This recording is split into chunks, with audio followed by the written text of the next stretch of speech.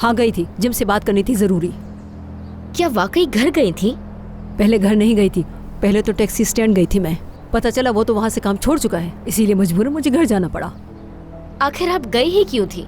मुझे जिम से बहुत जरूरी बात करनी थी। बोल दिया कि मैंने उसे घर भेज दूंगी। अम्मी आपने मुझे क्यों नहीं बताया? कोई फायदा नहीं होता, तुम्हें बताती तो तुम भी पीछे लगती, और मैं ये नहीं चाहती कि तुम उस पुराने मोहल्ले में दोबारा जाओ। खैर छोड़ें आप, जिम ने क्या कहा? क्या कहना था, इनकार कर दिया। लेकिन याद रखे वो घर तुम्हें हर हाल में बेच के रहूंगी।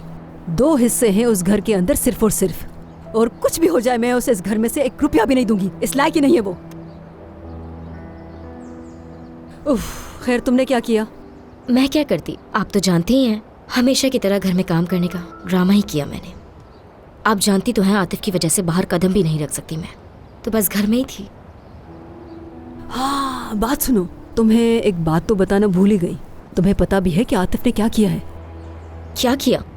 तुम्हें पता है उसने ज़ैनब को बुरी तरह मारा है, यहाँ तक कि इसका खून निकल आया। क्यों?